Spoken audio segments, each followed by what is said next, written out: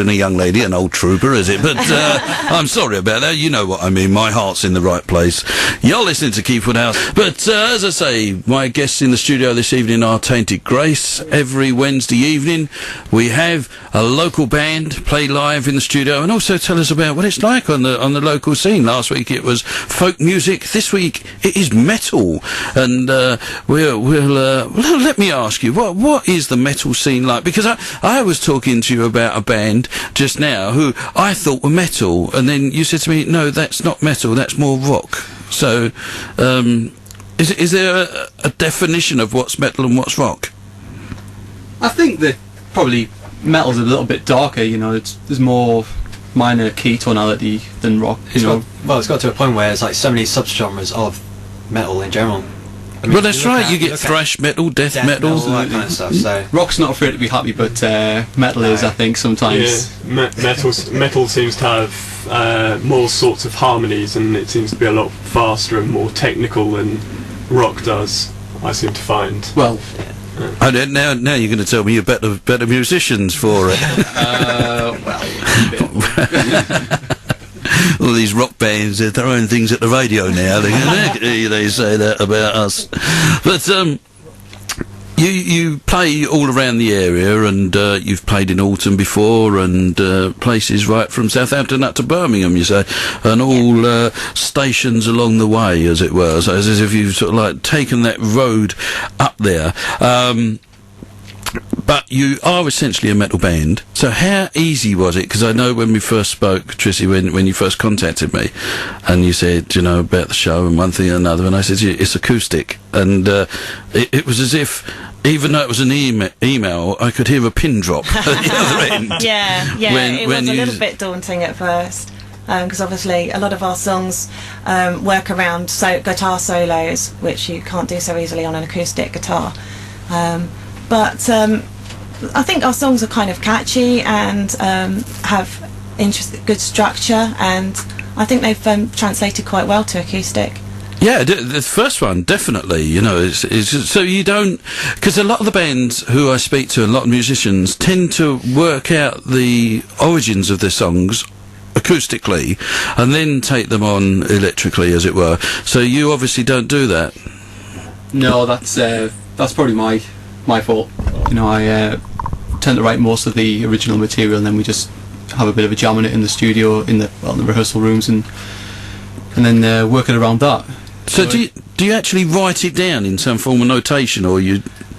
Yeah, not in proper musical notation, in guitar tablature, yeah, But yeah, so then, and you write it down for everyone to see, or that's just for you? No, I write it down for everyone else to see, and then but everyone's normally got their own opinion on what. It kind of depends on what instrument you play as well. I mean, being a drummer, I kind of just make it up on the spot. Well, yeah, we've heard that about drummers, you know. So, yeah, I kind of feel out of place not bringing my bongos today. Yeah, it's a bit like you hum it, son, and I'll follow on.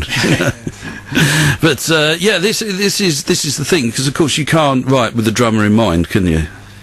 Well, you do. I've got some basic drummer knowledge. Thanks to Sean, actually, he's taught me quite a bit about the drums since he joined the band. Well, there was a show that we did where he ended up doing a drum solo with me, basically, because my kit is big enough for more than one person. So he got on one side of the kit and I got on the other. So it was. Now, I hate to be pedantic here, but there were two of you doing it. On the drum solo, yeah. How could it be a drum solo? It's a drum duo. Basically. Well, I'm just saying. I've seen this done before. When I've seen Alice Cooper, you know, with two people playing the drums, and yeah, it's an absolutely tremendous sound, isn't it? It's like having an octopus or half an octopus there, isn't it? Playing away, and it does add that extra dimension to it. So you've only done that once, have you? You never fancied doing it again? Well, it kind of just depends on what show we're doing, because some shows require us to use, you know, drum kits from other people. It's the whole kit sharing aspect of it. It's more headlining shows when we'll probably be prepared to do that. So, will we be looking to see this squiddly diddly, like, octopus type drum solo? At Weyfest? Well, we'll have to wait and see. Oh, look, I've put you on the spot now, you see. There's going to be people... I'm up for doing it as well, and Ant wants to do it as well.